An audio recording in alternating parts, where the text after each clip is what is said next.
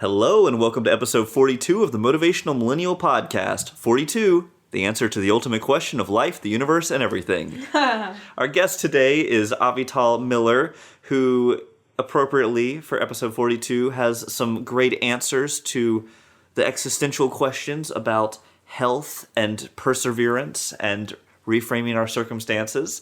So we hope you enjoy the interview. Stick around afterwards where Ivy and I have a significantly extended discussion about some of the great things that Avital discussed. It's not that significant. It's not like hours or anything. That's true. It's currently 18 minutes before being edited down, so we hope you enjoy whatever's left of it at the end. It was a pretty good discussion. It was actually really good. We kind of have a little semi-disagreement that I didn't realize was a disagreement until afterwards, in which time Ivy said she was disagreeing with me, but and now I'm giving him a look, because why on earth would you even need to say that? Well, because you're so tactful is really what I'm saying, is I didn't even realize that we were disagreeing. I just thought it was a really, interesting, nuanced conversation. And now we're having an extended intro. That's right. It's so meta. All right, friends.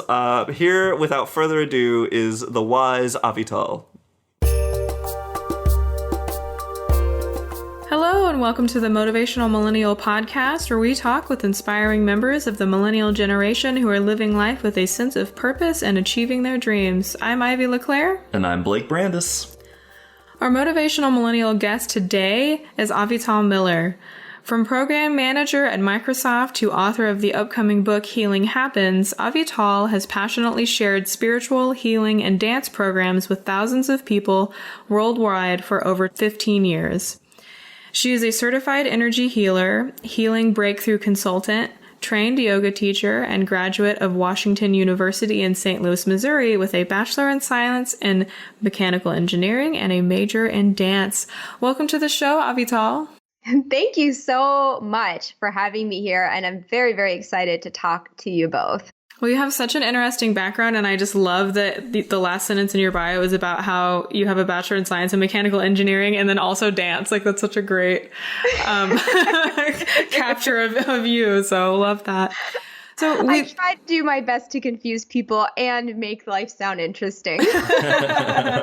Wonderful. Well, we would love to hear more about what you're up to right now and why you love it so much. Yeah. Well, a lot of people might ask, how is it that a former program manager at Microsoft is involved with healing right now? And to be honest, I didn't feel that the work I was doing at Microsoft was my passion. So that's when I became an expert in yoga and fitness. And there I was at 25 years old, being known as the Energizer Bunny and thinking I was invincible, but then starting to have fatigue. And then I was sick for 2 months without seeing an end in sight. And my body continued to degrade. And one of the things that was very sad for me was when my muscles would just turn to fat. I'm teaching 25 to 30 classes a week, standing in front of a group. I'm so grateful that I only have to demonstrate the poses briefly so that the students never knew that I was weaker than them.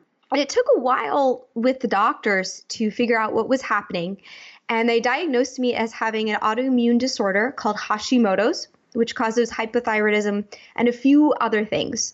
So they put me on a high dosage of medication, sent me out the door, and they said, that's it for life.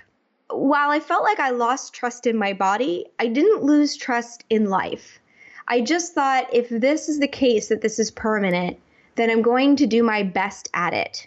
And I started to do a lot of research, first just reading books, but then getting more certifications in different natural healing modalities, both modern and old Eastern concepts. And I looked at diet and found out there's so much that we have been told that's not quite accurate, or the experiments have been swayed. I hate to say this, to be honest, but sometimes by people who wanted to make money. I learned how to use my energy even better. So there I was, the Energizer Bunny, having fatigue. There was more for me to learn. And I played with what's going on in my mind, what's going on in my emotions, my relationships. All of those things steadied me. So I didn't have the ups and downs of the symptoms of the diseases. And then I started meditating regularly, and meditating with an idea that there's something more than just myself making this body and this world operate. A lot of people call that God, but all of us view that in a different way. And an interesting happened was that I started to need less and less medication.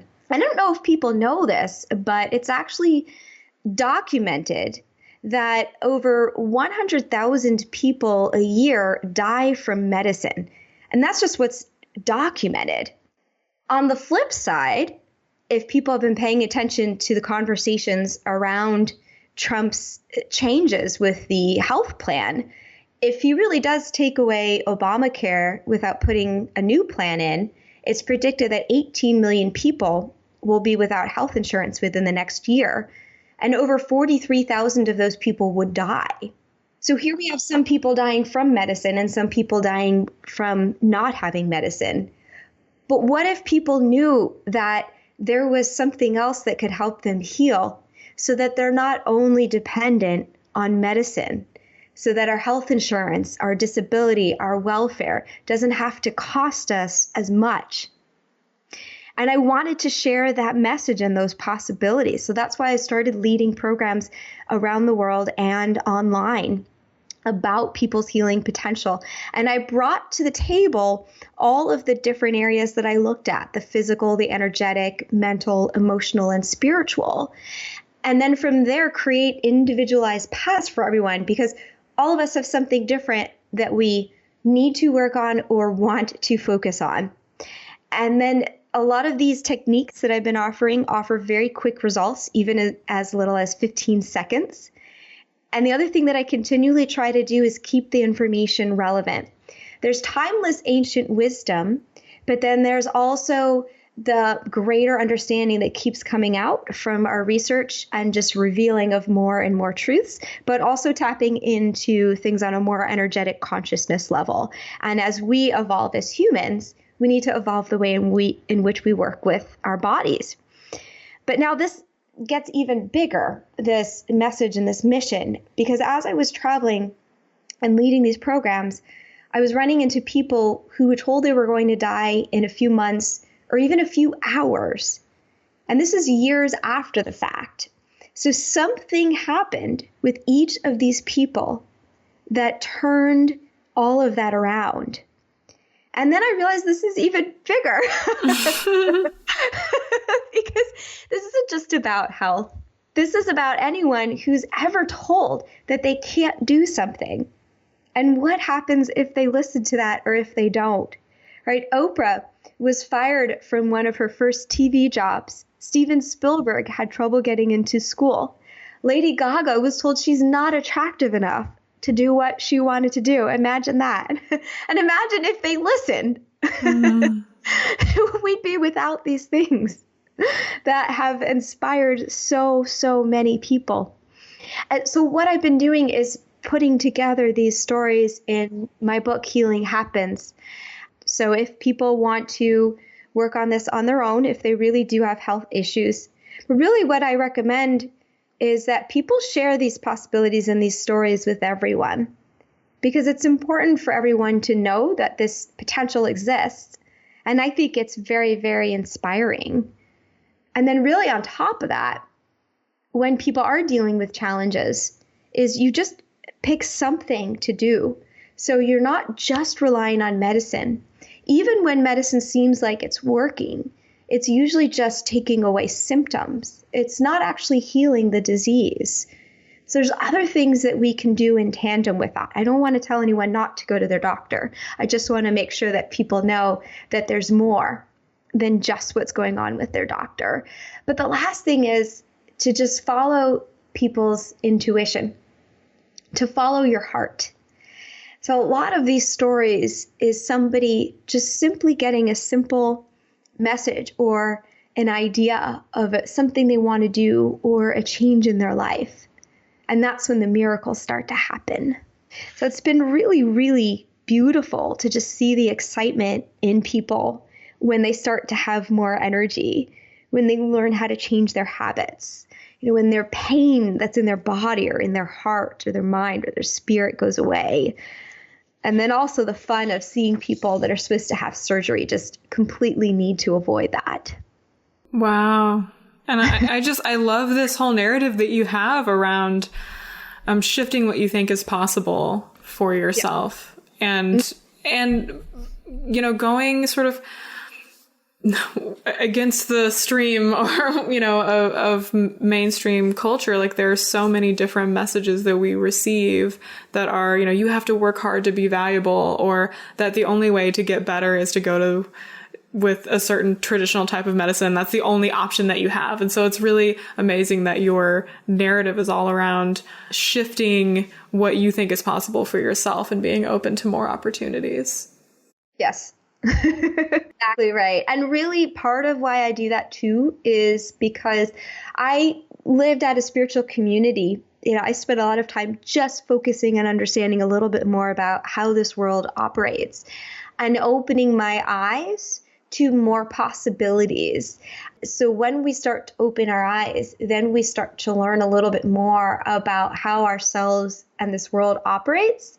And then we start to see more and more possibility and potential for even this idea of having heaven on earth, of not being affected by the challenges that are happening in the world right now. We don't have to agree with the things that are happening or like them, but they don't have to affect our inner state. How do you balance that idea that I think you've spoken to so eloquently, that on one hand, there are some, let's say, biochemical realities like Hashimoto's in your case, and also I think what's very true, which is that we are more powerful than we often realize or than we often believe. And so much of what we can do and what we can think and the actions and choices we make can really have profound impact and create incredible transformations in ourselves. So as someone who, it sounds like, you have immense personal experience. Like you said, you were up teaching all these classes, like you were incredibly active, but yet still, inside your body, there were some things that weren't working that well. How do you balance those two ideas? There's this thought that keeps coming up in my mind that one of the people that I interviewed in the book mentioned in the way that your body is your soulmate. And I'll take this another step away from that. And if you just remember in science class, all matter is made of energy. So our body is a form of energy. And I like to think of that as one form of energy that exists as our being. Another form of that energy could be our soul, could be our mind, could be our heart, could be our emotions. And all of these different things, and you can imagine they're all like soulmates, because a soulmate, what that means is the petals that are on the leaf of one flower. So they all work, they want to work in synchronicity with each other. And so what you do is then you look at, also going back to science, vibrational waves, right? Sound has a vibration, light has a vibration. So each of those energy bodies has a vibrational wave. And I like to think of them as wanting to match. And yet they also come from slightly different places. And this really is one of the things that I learned, that my immense willpower of my mind or my spirit is slightly different than the willpower of my body. They are just different leaves on that petal. And so I do have to have this conversation with my physical body in a certain sense and say, what can you do here? What do you want to do here? And I can, because I have the will personally to drive my body to do almost anything or push it, right? But if I'm not listening to it, at a certain point, it collapses because it doesn't keep up. And so how do we find balance is to understand that that's different for everyone. And it could be a bit of trial and error over time. But there's a very strong indication when we start to have fatigue, when we start to have allergies, when we start to have conditions coming up in our body. And I don't actually view disease or any of those things as bad, but I think we have a choice as to what format we want our body to function in this world. And most of us choose not to have that. And so when those things show up that one of our other energy bodies, right? Like maybe our mind doesn't want that. Then we have to say, how can we coordinate this and work together? And when I think back at that time, when I was teaching all those classes, when I was sick, I don't think that I missed a single class that I was teaching. Wow. That's incredible. Oh, well, I was starting a business and I made sure that I rested in between all of those things. And I just focused myself and used my time well.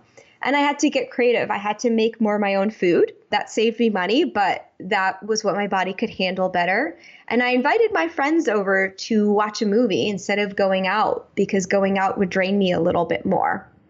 So there's another example of just being creative of how do we work with ourselves in this condition. That's a great perspective on, first of all, listening to yourself, which I think is critical in any kind of health-related endeavor, but also of using your circumstances from a place of empowerment. And like you said, making adaptations that weren't saying, I'm a victim, or, oh my gosh, like this is terrible. Although perhaps from an objective perspective, it was probably very uncomfortable for you and not how you would ideally want to be living. But you said, how can I reorder my life to still do the things that I want to do and care about the people I want to care about and care for myself? So I just really want to acknowledge that great creativity and place of empowerment. And I'm also wondering, among the things that you've achieved so far on your journey, what's the biggest dream that you've accomplished and how did you have to grow to achieve it? I would actually respond to this in a twofold way, because in a certain sense, I've gone into one career, the engineering, and didn't stay there long. And then I went into the yoga and fitness, and then I moved into the healing. And so I haven't been in any one career long enough to see huge results for the number of years I've been alive. But there is one thing that's been common for me that I've given a lot of time to through all those experiences, and why it's good. I didn't always get caught up with too much work all the time. And that's learning how to be happy frequently. I'm not going to say 100% of the time yet. But I have accomplished a great amount of happiness and an immense amount of joy. I feel as if I grew up with a dramatic childhood. When I was at Microsoft, I really didn't have the best experience. I had a boss who wanted to take me into his office and tell me everything wrong with me every week. And I was in an abusive marriage. And then when I was living in the spiritual community, I felt trapped by the judgment on me from being different than the mold that they were trying to carve for the people there.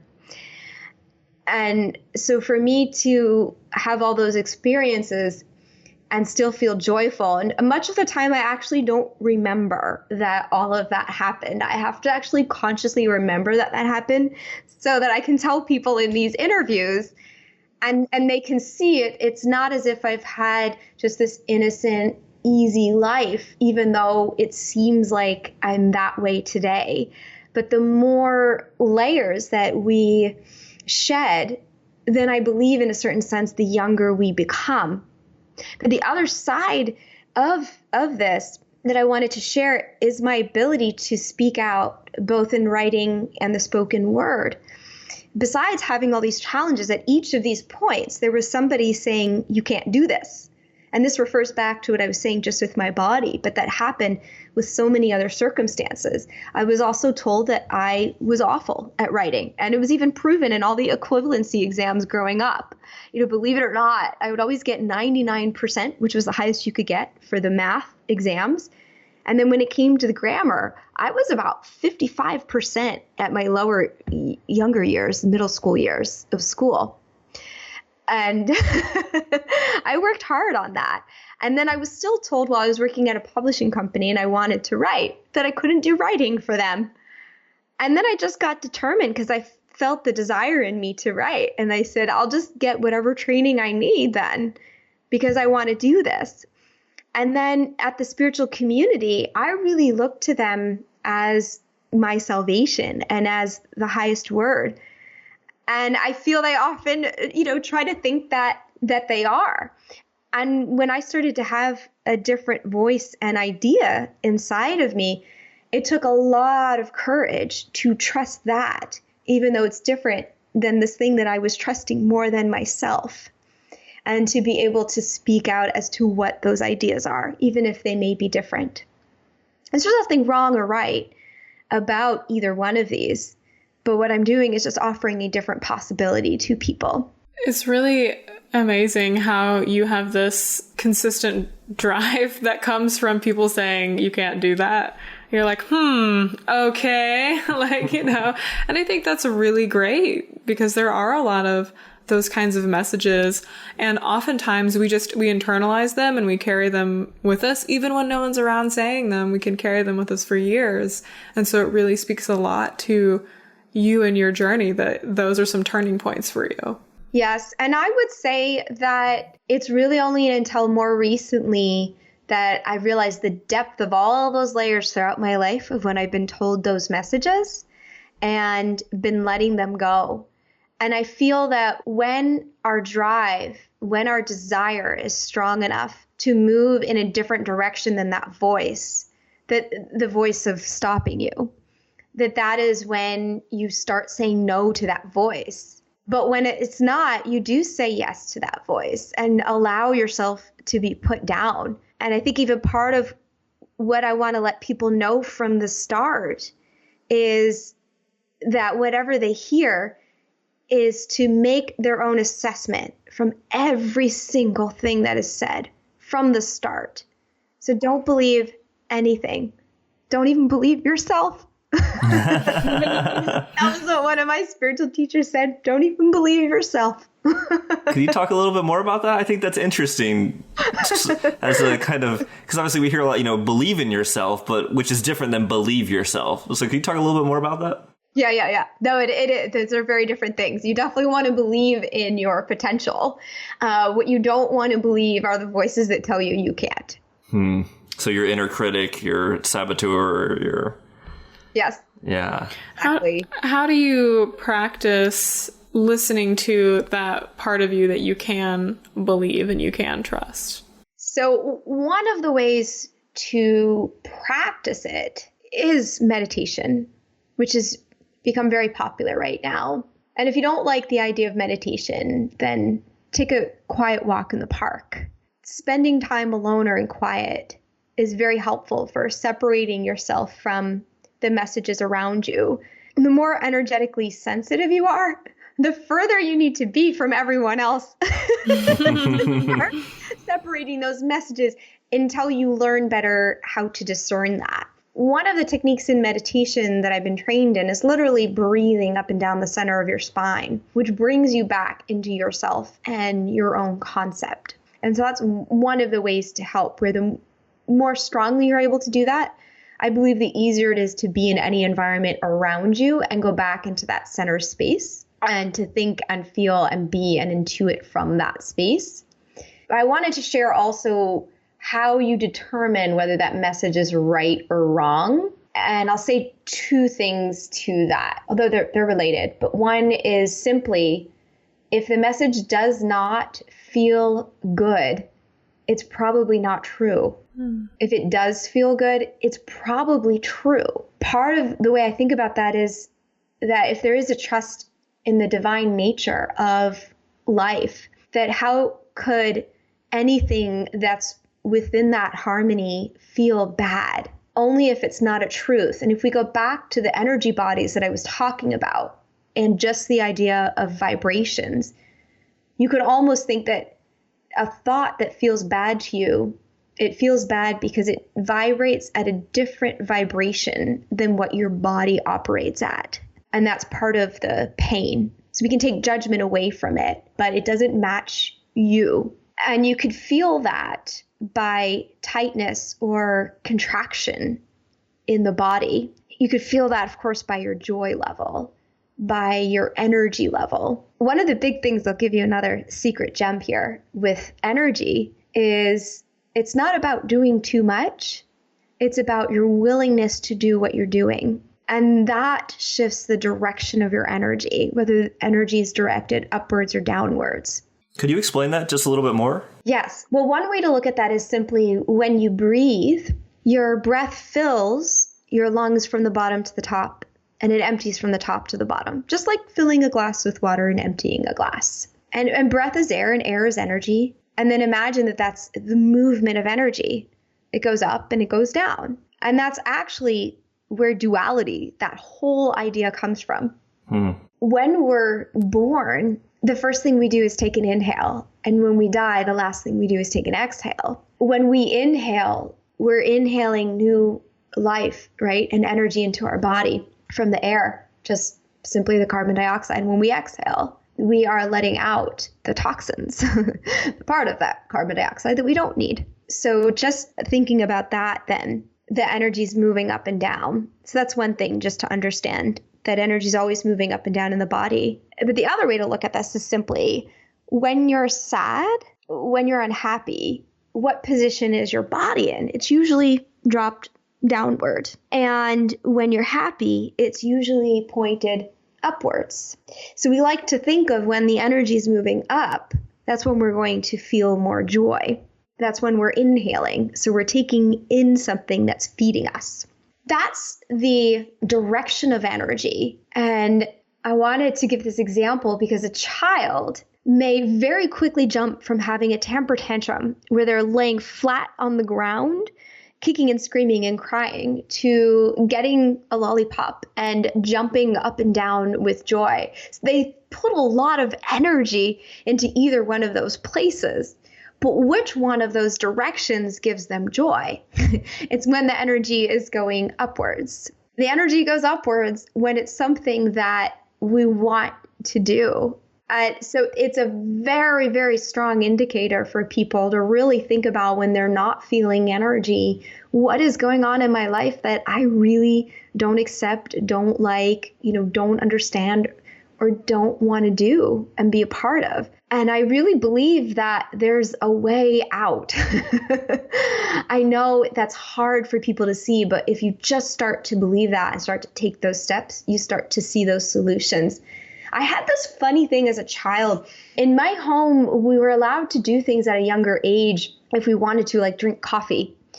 And I never was interested in the taste or the flavor of it anyways, but I felt a lot of people were drinking coffee so that they could get energy. And I really strongly felt that if people need to use something outside of themselves to feel energetic, that there's something that they had to change in their life, that they weren't living at their natural order. And little did I know as a child that I would learn as an adult, even just this idea of willingness and how that shifts your energy and the direction that it's going. This has been an incredible amount of wisdom that you just shared.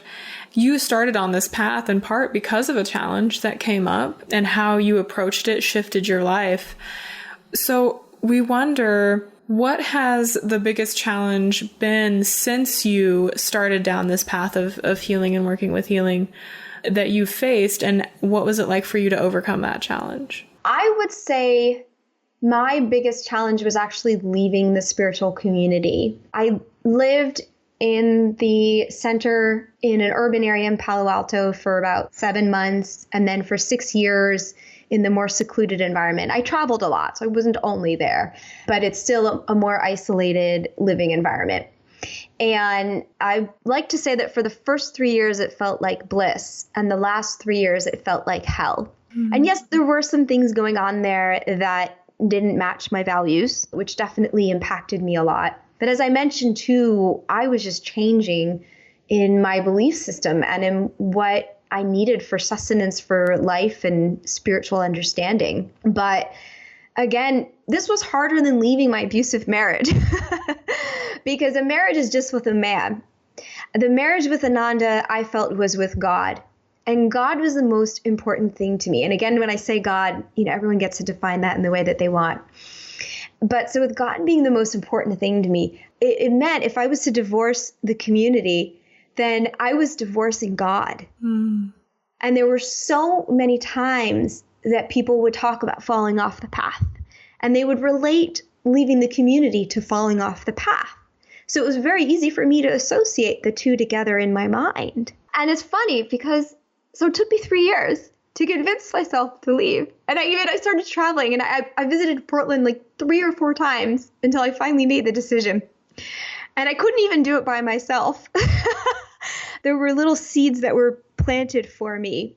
I mean, I had these funny things of when I was in Portland, walking down the street, and it's this busy city, and I hated that. But I knew I had to get out of where I was. And if I could go to a city, I could share with a lot of people and have more opportunity. And so I'm walking down the street, and I'm visiting these apartments and seeing these experiences, that were very different than what I was used to. I mean, in one place, this bum was banging on the door. And in another place, the guy was just priding me and showing me about the kegs and the happy hour. That's very commonplace for a lot of people, but you were not allowed to drink or alcohol, drugs. I mean, none of that in the community. So to me, this was a horrible thing to be around. And it was the main theme of this apartment building. And then I'm walking through the street. There were kids running around with Coronas like we were back in college in this apartment building. So I'm walking down the street, and there's, all the noise and the construction and the, the bums and the dirtiness and everything. And I'm asking, in a way, having a conversation with my guru, and I'm saying, is this what you want? Is this what you want? And literally, as I'm doing that, this man walked by me, and then he stopped. He turned and looked back at me, and he, like in a rap song, he said, keep doing what you're doing because everything is right. What? And I said, okay, to my guru, I'm taking that message from you. And then the second thing that happened was I went to this one apartment building, and the leasing manager sat me down, and he asked me where I'm from. And I just said Northern California because the town is too remote for anyone to know. And he said, no, what city? He was so adamant that I was like, okay, I'll tell you. It was Nevada City. And he goes, oh, it has Ananda there. That's the name of the spiritual community I lived at. And I said, yes. And, how do you know about that? He's like, well, I used to be a part of it. So I pretty much just said, okay, sign me up. Wow. That is incredible. Yes. And then the last thing was just that, I was talking with another friend. They were a couple, 2 friends for a while, about all 3 of us wanting a transition. And they were finally moving forward. They rented the moving truck, and I was talking to them, and I was really upset in that moment. And they're like, when are you going to get it? Like, you need to take action now and go. And so they included me in their moving truck, and I got to move with them. It was really like the universe was just saying, okay, this, like, you seriously just need to do this. Like, this is the right path for you. Yeah. The universe can do that to us sometimes if we wait too long. It will make it happen. And I'll tell you this, that I'd say within an hour after I drove off the property with my belongings, I had no pull, no attachments, no remorse, like no sadness about anything that happened there or that I felt, or all my internal struggles, no desire to get from it. It was all gone. And of course, I left the property many other times. So this was just the time that I moved off. And if you imagine that there's cords sometimes that get attached between people and organizations or things, that cord was cut.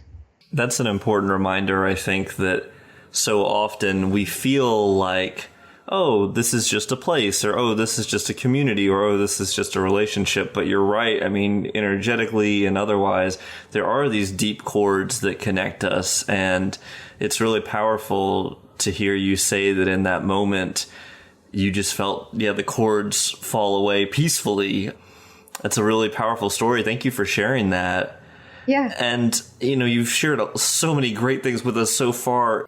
Is there a book or quote that has changed the direction of your life? I'll say this. One of the most common quotes that I find myself saying, and this is from my guru, Paramahansa Yogananda. The quote is, circumstances are neutral. 3 words. It sounds very simple, but it comes up over and over and over again. And when we go back to even how I started this conversation with somebody saying that life or you can only be a certain way and yet things change, in a certain sense, if you look at that, circumstances are neutral, that everything could possibly be anything. And what we've started to do is give it definition, and that takes it away from neutrality. So what that also means is that we get the freedom to choose the definition that we want. And it comes up constantly for me. Even a few days ago, I had a situation come up that was very challenging for me. And because I've worked through so many things, I have less fear in going into the pain of the situation and dealing with it. So I was allowing myself to go into the pain to understand that more deeply. Then also to realize the messages behind what was causing me pain, and to remember that I could create a new story, a new definition, and a new message, and I would not feel that pain when I just recreated it. I was causing that pain to myself by the story that I created. Well, thank you so much. Oh my goodness, this has been an amazing amount of wisdom and great perspectives that you have shared. And I feel really inspired even more to think about my relationship with my body just from this conversation. Before we wrap up, would you share with our audience where they can be in contact with you and your work? Yes, absolutely. And I'm excited that your audience has a lot of millennials, because I noticed that a lot of millennials are not necessarily jumping onto the doctor right away, that they're letting things happen naturally or looking into more natural healing modalities. And I think that the stories that I've been putting together are very, very important to read, to learn, and to share so that we know of our possibilities. And you can go to healinghappensbook.com and get a free gift there. And then if you sign up for the newsletter, you'll be getting those stories right in your inbox. But you can always go to my website, www.avitalmiller.com. Avital is spelled A-V for victory, I-T for talented, A-L. Miller's M-I-L-L-E-R. It's taken me a lifetime to come up with good words for those letters. Like tomato and Violin. Victor. Yeah, exactly. But anyways, if you go to my website, you'll see on there the blog and the links to the YouTube. What you'll also see on there is the link to the online course. And it really does cover the physical, energetic, mental, emotional, and spiritual layers of healing. So you've got your full pick in there. And then, of course, my contact information is in there as well if people want to work with me one-on-one. I don't take on a lot of clients, so you want to jump on it and make sure that you're really committed so that this is something, that's worthwhile for you as well. And I'm just very, very thrilled to have this opportunity to be able to speak with you all, to be able to share, to be able to let everyone know that there's more to the eye than we see. Ooh, that's very cone-like in the Zen tradition. There's more to the eye than we see. It's true, actually. The world is projected upside down on the back of our eyeball. That's one of my favorite things to think about when I'm looking at the world, is actually my brain is reinterpreting an upside down image of it. Avital, thank you so much for taking the time to talk with us today. It's been really inspirational. Yeah, thank you so, so much. And good luck to everyone out there. The Motivational Millennial podcast is supported by Motivational Millennial Coaching Services. We help you find clarity and confidence so you can take action toward living your dream life. To learn more about one-on-one personalized support from someone who believes you have a path to fulfillment and wants to help you uncover it, visit www.motivationalmillennial.com/coaching. Hello, welcome to the after show of our conversation with Avital Miller. I really liked the quote she said there towards the end about circumstances are neutral. And I thought it was really important because it tied in to her own personal story so much about, here she is, this incredibly active person, and all of a sudden she has this health condition that really slows her down from the level of activity she's been accustomed to. And rather than giving up or just saying she can't move forward, she said, how can I adapt my life to accommodate this new circumstance, right? This new reality, and still enjoy and live a life of fulfillment. And I thought that was really inspiring and a good reminder that we have the power to change certain things in our life. We can't always change the details of our microbiology or our genetics, but we have the power to shape our circumstances and create an environment that really supports the dream we want. And I think what's really cool is that, that quote, circumstances are neutral, can be empowering because it's saying you have a choice of how you're interpreting your circumstances, basically. Yep. So if you interpreted your circumstances as being really terrible and horrible and, what have I done to deserve this, or, all of these things, the energy that you're going to be putting into it is resistance and pushing it away and wanting it to not be there anymore.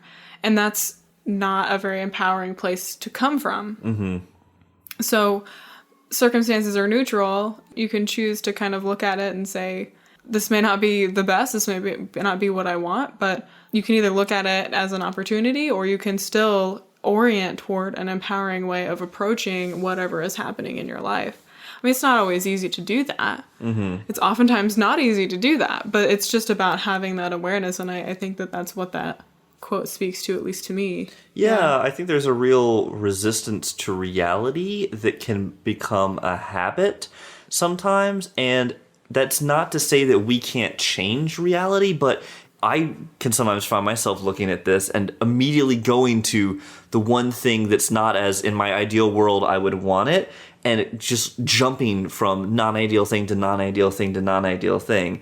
And I've gotten better about that, I think, over the years, but I see people do it, especially at airports. That's how I notice it the most, because it's like, oh, the plane's delayed 5 minutes. Oh, now it's delayed 10 minutes. Oh, now it's delayed 15 minutes. Oh, this person got in front of me. Oh, this, like, it's as if we expect that somehow the world is supposed to roll out the red carpet every time we walk into a room and adjust itself to fit whatever's in our head. And sometimes we can take actions that make that kind of reception more likely.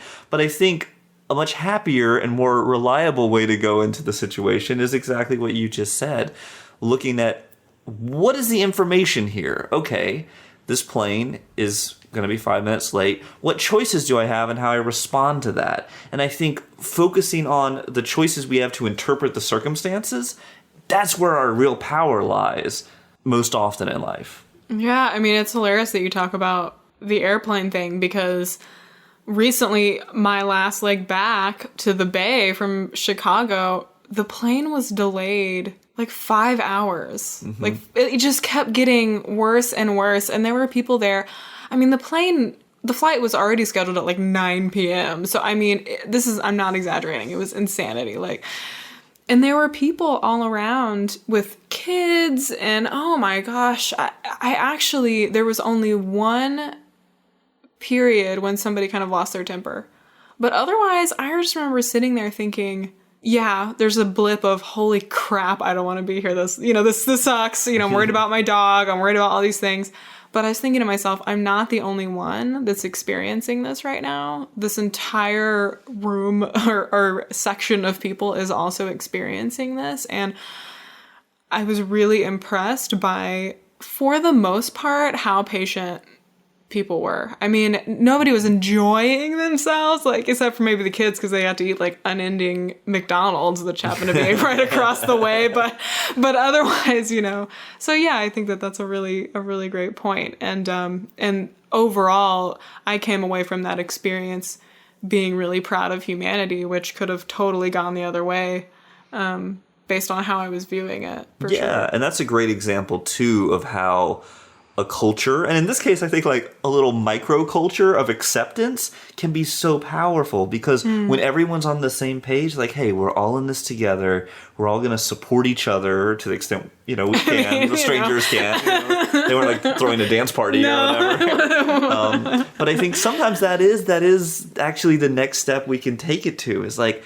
rather than just surviving this together, how can we make this awesome? Can we meet new people? Can we create a shared experience? Can we celebrate something together? And leaders that I've always been impressed with have had that ability to look at a situation and say, you know what? This isn't bad.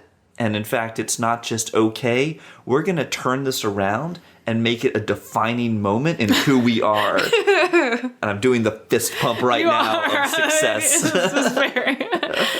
Well, it's interesting. That actually reminds me of what one of my big takeaways was from this conversation, which was Avital consistently reacting to people saying that she couldn't do something, or that it's not going to be that way, or it can't be that way, to sort of stepping up. That's kind of what that is. It's like, actually, this could be a defining moment for my life. I mean, and that's what ended up happening for her with her health. She turned this around to really be super empowering and be a defining moment of her life, so that now she can go and impact the lives of others in a positive way. Mm-hmm. And I really loved the examples that she gave about all of these people who had so many naysayers, Oprah and Lady Gaga, and where would the world be if they just gave up when there were those initial struggles, or gave up when people were telling them not to do something or giving them this feedback. And I think, that really struck me in a way, because I think that's one of the things that I'm still working on is letting go of external expectations of myself, or am I being viewed in like this perfect way, right? Like does everyone like me, or everyone love me? And, for the most part in my life, like I've been liked by most people. And part of that was quite intentional, right? Like I've never gotten in the middle of arguments. Like I am neutral, like growing up as a kid, I was always just kind of, for the most part, not pissing anyone off ever, you know what I mean? And so how can you build, I don't know, it doesn't seem like the solution is to like build a thicker skin per se, but to just really find within yourself, or within myself in this instance, within myself, this source of knowing and certainty around who I am. And that's becoming more clear. I know who I am. I know who I'm being for this world. And if other people don't have clarity around that, then that's like not my responsibility to make sure that everyone else is seeing me in the exact way that I want them to, if that makes sense. Yeah, and you're on your own journey. I mean, that's the key. You think about somebody like Lady Gaga. When she was starting out, she was obviously talented, but she wasn't Lady Gaga. And it took the process of getting to be Lady Gaga to turn into Lady Gaga. And so I think the same thing is true for us. It's just now it's so challenging because everything we do tends to have this social media front to it. So whereas previously you could, and you still can kind of, but less so, especially if you're trying to build something in public, you could sit in the practice room for hours and hours and practice in private, and then debut it in public, and it's all crafted and delightful. Comedians do this, think about how comedians do the small shows where they try out their jokes, some things don't work until they finally hit the big stage and they've got their set and it's so polished. I was actually reading an article about this recently. I think it might have been Ramit Sethi, but the whole idea is like, by the time a comedian has that big TV special, they know exactly how the audience is going to react because they've told the jokes so many times and they've workshopped the jokes so perfectly that it's not a question of will this joke work, because they've had the time to practice it over and over again until they know it will. But if we're, for example, starting comedians and look at, somebody Aziz Ansari or somebody amazing up there and say, oh my gosh, like every joke he has is perfectly crafted and the timing's amazing and it's so funny and all ties together. It's like, yo, he's been working on that skill for years, but also that specific set maybe even for a year. So I think, bringing it back to your point, it's a good reminder that our internal journeys may require us to be quote unquote bad or disappoint people or have people tell us we're not ready, because we're going to have to do whatever we're doing to get ready to eventually have the impact we want to have. Yeah, I really appreciate that perspective a lot. And like, you have a lot of energy and clarity right now with that amazing example. And I'm wondering, what is it like when you don't have that amazing clarity? Like, what is it like when you're not in those, it's like most moments, days. where, that's what I'm talking about. And really, I don't know, highlighting those moments when we don't feel totally invincible, right? Because we do have this knowledge and awareness that it's going to take time and that there's going to be challenges and this sort of thing.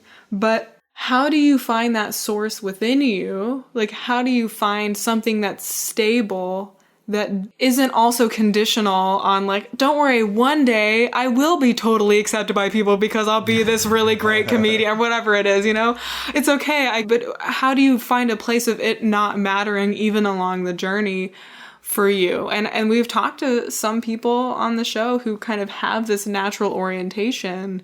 Like Peter Hollins was one of them, but there's some people that like really have this really natural orientation more than others. Like, I'm not saying it's totally easy for him all the time, but well, he developed that over time. Yeah, like that kind of practice is just really interesting and incredible to me. So I think what's worked best for me is expanding the scale or time frame that I'm looking at. Because if I'm only looking at this moment, that's when I freak myself out the most. If I'm like, oh, I'm not good at this right now, people aren't going to like this thing. But when I take a step back and say, okay, this is part of the path and the journey, that's when I'm at my strongest. But to answer your question specifically, like specific tactics that do it for me are breaking the cycle. Like, I don't know that there's any good way to talk yourself out of that place without physically changing your state. So for me, it's like actually getting up and putting on music, or in my more ideal times, meditating, but that's pretty infrequent. But I think when I'm in that loop, the only way for me to get perspective is to just stop the whole loop, because otherwise I can sit in it for hours or days even. Yeah, and so the whole point of that is that we can't use external circumstances or the promise of external circumstances to make our potential bad external circumstances or our perceived bad circumstances go away. Mm-hmm. You can't think yourself out, and not fully. I mean, you can a little bit, like that's a good tactic. But one of the ways that you're talking about is just being really present in what's happening right now and who you are right now in this moment. And like, instead of trying to think yourself out of like a problem that your brain has already created for you. Mm-hmm. I sometimes think of it as like hitting the eject button, but mainly that's just because like it ejects me out of my physical seat. Otherwise, not only can it be a sort of stagnant feeling or a paralysis, it can actually then turn into like very cruel self-criticism or other things, because then we get in the meta loop of, okay, I'm in this loop of of really caring about what people think, or really caring about the external circumstance, or imagining all the ways I'm going to fail. And then, oh God, but now like I'm not doing anything. And so I'm almost guaranteeing it's going to happen. And that's why I say press that emergency eject button right then, because it's like, okay, whoa, just physically try to stand up or just do something else, because I'm going to try to argue with that voice, and that voice inside is always going to win because it knows whatever I'm going to say. It's a weird analogy, but like it's like an inner dialogue, except obviously it's my same brain. So of course, all the self-criticism, it's going to know exactly the things to say to make me feel the most disempowered. I think one of the things that I'm really working on right now is like trying to incorporate more into my life anyway, is affirmations. Mm-hmm. And being aware when some of those negative thought patterns come up and use an affirmation that's like the opposite. I mean, I usually pre-write them. Like good. My current affirmation right now is like, I am whole, I am enough, because you kind of get into this belief of feeling like, yeah, if I can be perfect, if I'm working hard enough, if I'm doing enough, people will like me. Mm-hmm. So that's what I'm saying. Like, I think it can be a trap to say don't worry, one day I'll be working hard enough and and then people will like me. Like right. I think that could be a trap potentially. So it's how do we have those internal practices where we already know that now we're already enough. Mm-hmm. We are already enough. We are already whole. We are already complete in this moment, and then move forward from there with the intention of like creating and having impact, and not with the intention of someday I'll be accepted, if that makes sense. Yeah. In fact, I think that's a great place to wrap up the conversation, because you, Ivy, are enough, and I am enough, and you, our amazing listener, are enough, and Avital is more than enough. And this after show is enough. That's right. I don't know how much we'll cut out of this, but it's currently about 18 minutes worth of after show, so I think that is satiated. All right, thanks, all of you amazing humans. Peace and love, and we'll catch you next week on the Motivational Millennial Podcast. We have a free gift for you, hot off the virtual presses. If you go to motivationalmillennial.com/free gift, you can get your very own personal transformation guide that illustrates the 4 limiting beliefs that we commonly have as millennials and 8 motivational tools to overcome them. So go to motivationalmillennial.com. That's millennial, MILLENNIAL.com/free gift. For show notes and upcoming guests, or to learn more about Coactive Coaching, the blog, and our other awesome offerings, visit motivationalmillennial.com. Keep in touch with us at facebook.com/motivationalmillennial. We'd love to hear from you. Shoot us an email with your thoughts, comments, and suggestions at podcast@motivationalmillennial.com. And tell us who you might like to hear from, or if you think you or anyone you know would be good for the show. The Motivational Millennial Podcast is edited by Christy Hostler and Team Podcast. Our theme music was composed and performed by Blake Brandis. Have a great week, Motivational Millennials!